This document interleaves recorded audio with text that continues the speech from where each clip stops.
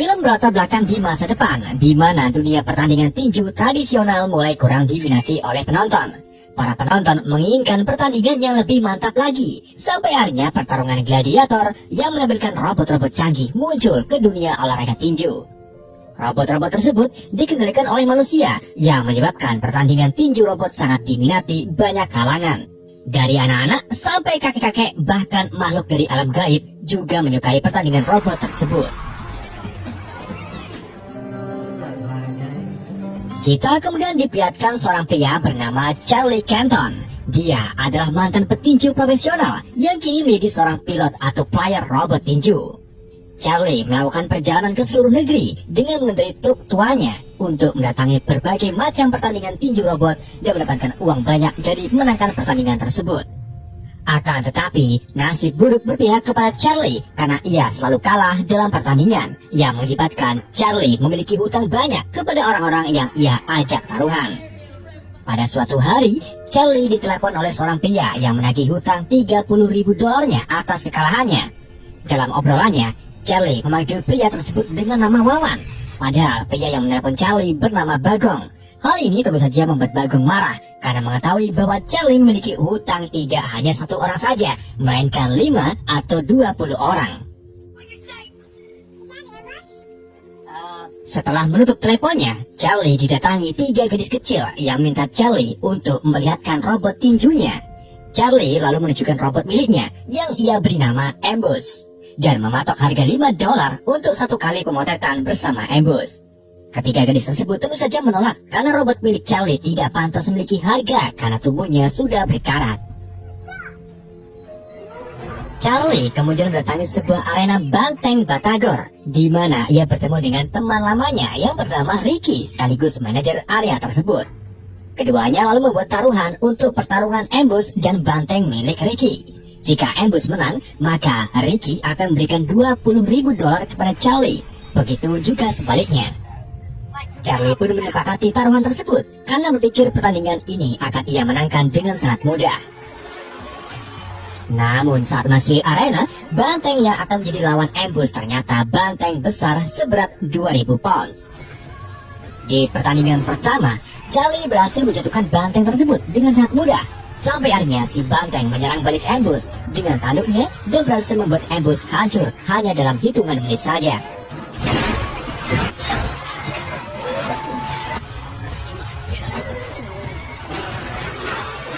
Charlie yang tidak memiliki uang untuk membayar Ricky kemudian diam-diam mencoba melarikan diri dari arena. Namun sebelum pergi, Charlie didatangi 2 pria yang memberitahu bahwa mantan istrinya telah meninggal dunia dan meninggalkan putra mereka yang berusia 11 tahun bernama Max. Jadi ternyata Charlie ini memiliki seorang istri dan ia pergi berkelana selama 11 tahun saat Max masih dalam kandungan. Sayangnya, Charlie tidak peduli dengan nasib putranya dan ia segera pergi ke pengadilan untuk mendatangi pengabaian hak asuh orang tua.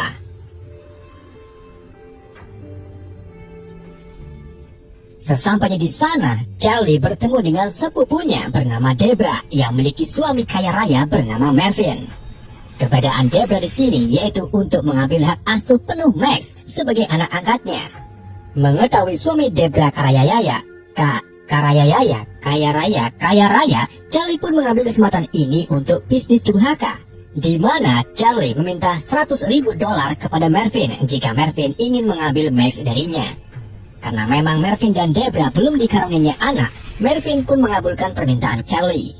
Namun sebelum itu, Mervyn akan memberi Charlie $50.000 terlebih dahulu karena dirinya dan Debra akan pergi ke Italia selama musim panas, dan setelah pulang, ia akan mengambil Max dari Charlie serta membayar kekurangannya.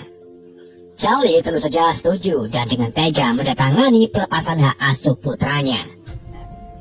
Charlie lalu kembali ke tempat tinggalnya di Talent Gym yang merupakan tempat pelatihan tinju Charlie sewaktu tinju manusia masih berjaya. Charlie tinggal bersama putri dari pelatihnya bernama Belly yang kini hidup berkekurangan setelah ayahnya meninggal. Di saat itu juga, Mervyn datang untuk mengantarkan uang $50.000 sekaligus menitipkan Max ke Charlie selama musim panas. Setelah Mervyn dan Debra pergi, Charlie pertama kalinya melihat Max dan terlihat canggung saat berbicara dengannya. Hal ini wajar karena Charlie meninggalkan Max saat ia masih dalam kandungan. Charlie lalu membawa Max masuk ke dalam gym, di mana Charlie nge-unboxing paketan robotnya yang baru saja ia beli dari uang Marvin. Robot tersebut bernama Noisy Boy, yang merupakan salah satu robot terbaik dengan kontrol suara. Charlie kemudian memuat robotnya ke dalam truk dan berencana pergi ke kompetisi pertandingan berikutnya. Akan tetapi, Max mencuri kunci truk tersebut dan minta ayahnya untuk membawanya ke pertandingan. Jika tidak, maka Max akan menjatuhkan kuncinya ke comberan. Dengan terpaksa, Charlie pun akhirnya mau mengajak Max dan keduanya segera pergi ke fight club ilegal bawah tanah.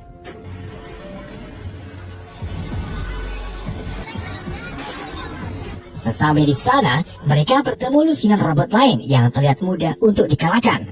Charlie pun dengan yakin menemui penyelenggara fake club bernama Fan untuk memasukkan Noisy Boy ke dalam pertarungan utama langsung. Max tentu saja tidak setuju dan menyarankan Charlie untuk mengambil pertandingan yang mudah-mudah saja.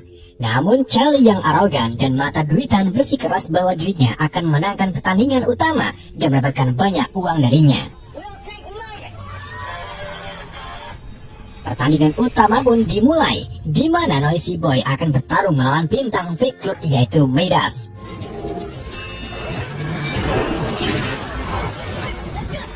Di dalam pertandingan, Noisy Boy berhasil menjatuhkan Midas berkali-kali, yang membuat Charlie semakin yakin bahwa ia akan menang melawan bintang fake club tersebut. Namun saat ronde 1 hampir selesai, Midas mengambil alih arena dan berhasil menghancurkan Noisy Boy dengan pukulan brutalnya.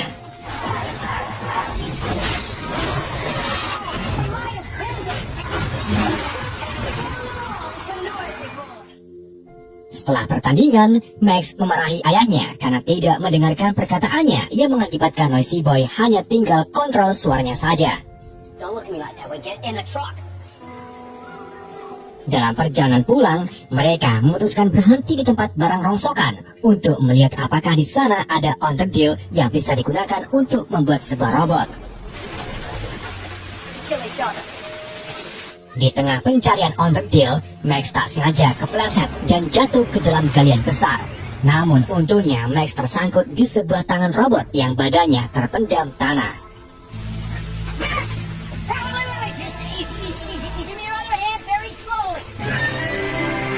Setelah Charlie mengangkat Max ke daratan, Max menggali tanah dari tangan robot tersebut dan mendapati bahwa robot itu ternyata masih utuh tanpa adanya kecacatan. Max berencana membawa robot pulang ke rumahnya karena telah menyelamatkan nyawanya. Tetapi Charlie menolak dan membiarkan Max membawa robot itu sendirian sampai beberapa jam.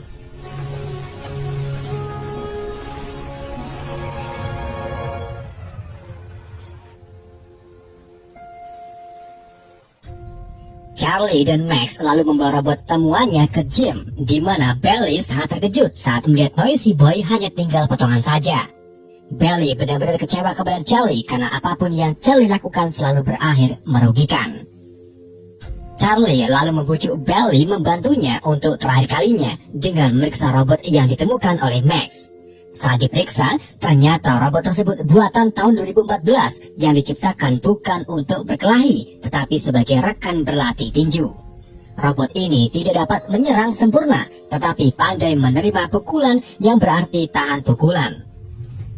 Belly lalu menyalakan robot tersebut dan sangat terkejut ketika mengetahui bahwa robot ini memiliki fitur bayangan langka yang memungkinkan robot meniru gerakan manusia.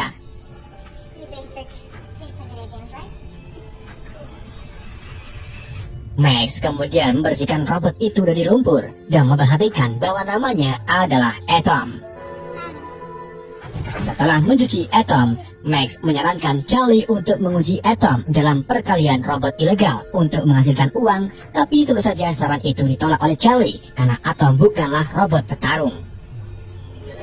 Di hari berikutnya, saat Belly sedang membuat energen, ia didatangi Max yang menanyakan seperti apa ayahnya dulu. Belly lalu dengan antusias memberitahu Max tentang karir tinju Charlie, di mana Charlie selalu berjuang sampai akhir dan tidak menyerah saat di atas ring. Bahkan, Charlie pernah mengalahkan salah satu petinju dunia di ronde ketiga. Nico Danny put me on my ass and defeated world champ for the next 3 years. Charlie dan Max kemudian pergi ke Atlanta untuk meminjam uang ke Finn guna membeli robot baru.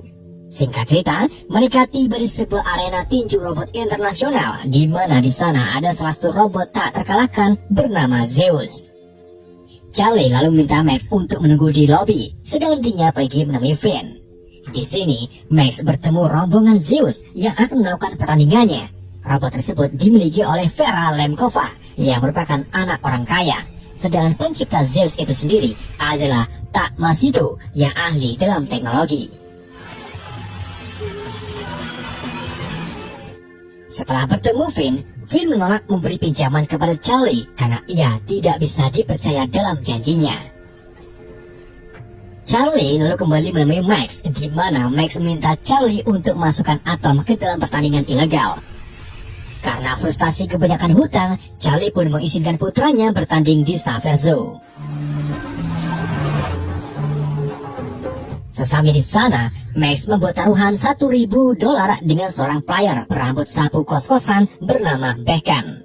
Bekan pun setuju dan malah memberi keringanan. Jika Atom bertahan dalam satu ronde, maka Max akan mendapatkan $1.000 tersebut. Pertandingan pun dimulai, di mana robot Bekan dengan mudah memukuli Atom sampai Atom tidak sempat melakukan penyerangan.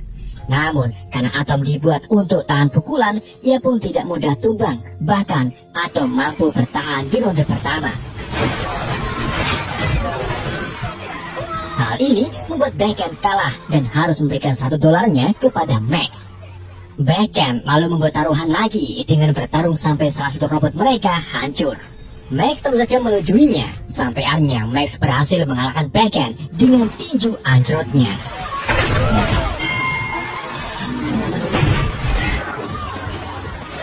Charlie yang awalnya lesu kini menjadi ceria karena bisa menikmati $2.000 yang Max dapatkan.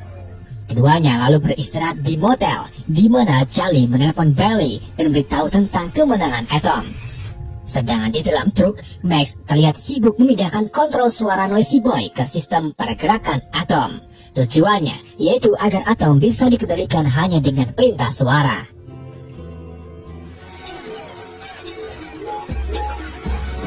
Keesokan harinya, Charlie menemukan Max sedang menari bersama Atom. Max lalu menunjukkan temuannya semalam kepada Charlie berupa kontrol suara Noisy Boy yang kini bisa digunakan pada robot Atom. Hal ini terus saja membuat Charlie terkejut karena dengan kontrol suara ini mereka bisa menggerakkan Atom lebih mudah lagi. Max lalu minta Charlie untuk mengajarinya tinju melalui fitur bayangan Atom. Charlie awalnya menolak, tetapi setelah melihat bahwa Atom memiliki potensi, ia pun akhirnya setuju.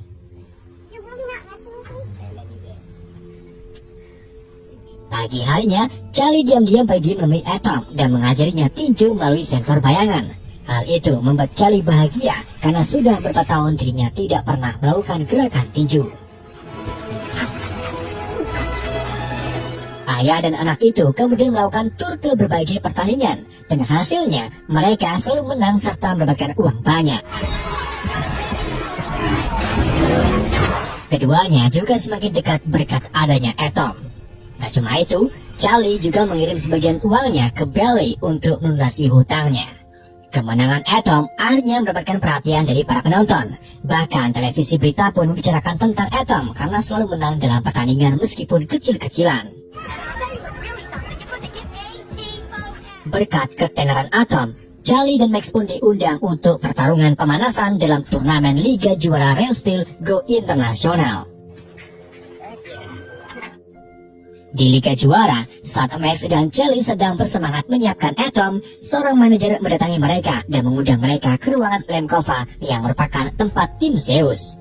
Setelah bertemu Lemkova memberitahu Max dan Charlie bahwa dirinya ingin membeli Atom senilai $200.000 untuk menjadi rekan tanding Zeus. Charlie yang mata duitan tentu saja bersedia untuk menjual Atom, tetapi tidak dengan Max yang menolak jika robot kesayangannya dijual. Max lalu keluar dari ruangan di mana Charlie membujuk Max untuk menjual Atom. Max kemudian memarahi ayahnya dan mengungkapkan bahwa alasan Lemkova ingin membeli Atom yaitu karena Atom berbeda dari robot tinju lainnya. Pertandingan pemanasan pun dimulai, di mana Atom akan bertarung melawan robot berkepala dua bernama Twin Cheetahs.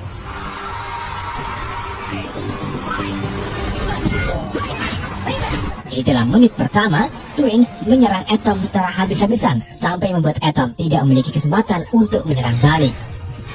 Charlie kemudian memperhatikan titik lemah Twin yang ternyata ada di bahu kanannya. Ketika Twin melakukan serangan Hawk, Atom menyelam ke bawah lengan lawan dan mulai memberikan pukulan dahsyat ke tubuh Twin.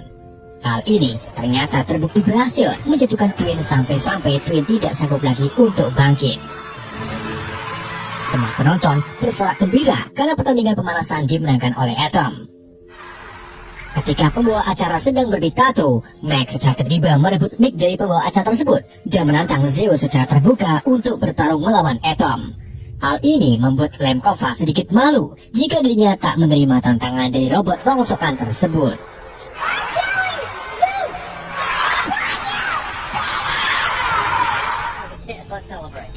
Saat Max dan Charlie sedang bersiap-siap untuk pulang, Ricky dan dua anak buahnya datang.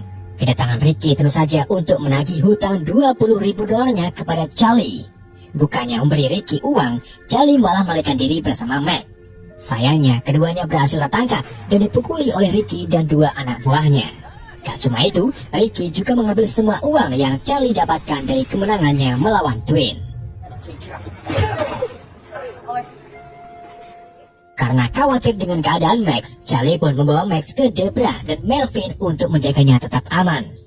Max mohon kepada ayahnya untuk membiarkan dia tinggal bersamanya, tetapi Charlie tidak ingin mengambil risiko untuk kedua kalinya. Max tentu saja marah dengan keputusan ayahnya dan pergi berkemas-kemas. Melvin lalu memberikan separuh uang lainnya untuk penjualan hak asuh. Namun Charlie menolak dan mencoba membujuk putranya untuk pergi bersama Debra dengan perasaan bahagia. Max mengatakan bahwa dia hanya ingin ayahnya berjuang untuknya dalam semua perjalanan yang telah mereka lakukan, yaitu melawan Zeus bersama-sama. Setelah Debra membawa Max pergi, Charlie kembali ke gym untuk menemui Bailey.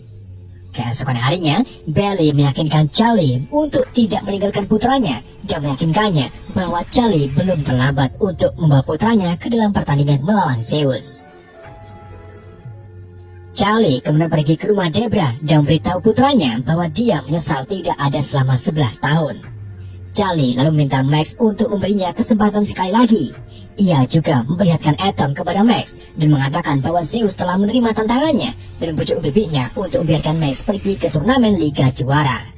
Debra pun setuju dan berjanji akan datang ke pertandingan tersebut. Singkat cerita, Charlie, Max, dan Atom tiba di turnamen Liga Juara Real Steel. Sementara itu di luar, Finn membuat taruhan dengan teman-temannya. Di saat itu juga, Ricky mendatangi Finn dan bertaruh $100.000 kalau Atom akan kalah dalam ronde pertama.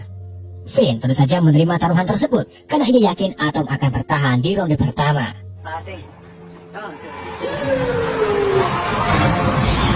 Zeus dan Atom lalu mulai masuk ke ring yang membuat semua penonton bersorak riang. Debra, Melvin, dan Bailey juga ada di sana untuk menyemangati Charlie serta Max. Pertarungan pun dimulai dengan Zeus melumpuhkan Atom hanya satu kali pukulan saja. Tetapi Atom bangkit kembali dan langsung menerima serangkaian pukulan dari Zeus sampai membuatnya tumbang untuk kesekian kalinya.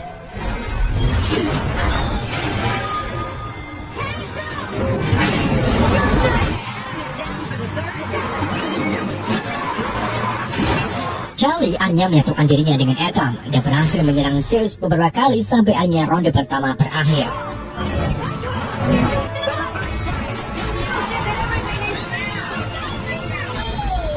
Karena Atom masih bertahan di ronde pertama, Finn dan teman-temannya pun mengepung Ricky dan membawanya ke belakang panggung untuk menagih uangnya. Ronde 2 pun dimulai, di mana Atom berhasil bertahan dengan gagah berani di putaran kedua dan ketiga. Bahkan, Atom masih bertahan sampai di ronde keempat. Di ronde ini, Zeus melepaskan semua kekuatannya pada Atom dan berhasil menimbulkan kerusakan parah di sistem kontrol suara Atom.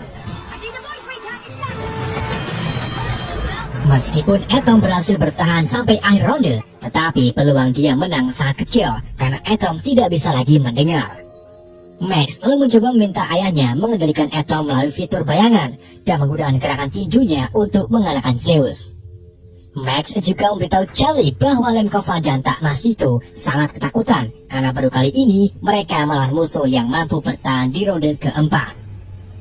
Mengetahui hal itu, Charlie pun setuju untuk menggunakan fitur bayangan. Charlie kemudian naik ke ring sebagai pelatih dan memberi Atom pidato motivasi.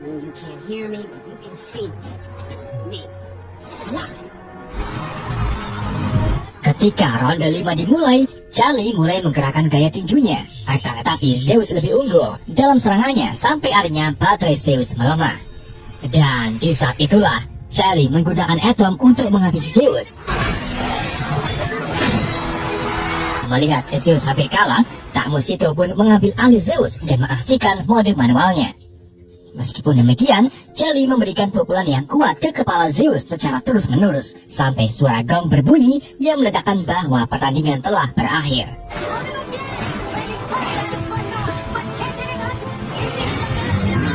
Para penonton bersorak dan berteriak nama Atom. Sayangnya Zeus masih menang berdasarkan poin dan tetap menjadi juara bertahan turnamen Real Steel. Akan tetapi, sebenarnya pertarungan tersebut merupakan kegagalan telak untuk perusahaan Kova milik Lemkova. Atom kemudian dinyatakan sebagai juara rakyat yang membuat Max sangat senang. Max lalu memeluk ayahnya, di mana keduanya sama-sama mengakui bahwa mereka saling sayang. Film ini ditutup dengan Charlie dan Max menikmati kemuliaannya dan pengakuan juara dari para penonton. Oke guys, itulah alur cerita film Real Steel. Semoga kalian terhibur dengan alur cerita yang saya bawakan. Mohon maaf jika ada kesalahan dalam penyampaiannya dan penyebutan nama. Pesan yang tidak bisa kita ambil dari film ini, jauhilah yang berlendir-lendir. Sekian dari saya, sampai jumpa di video berikutnya.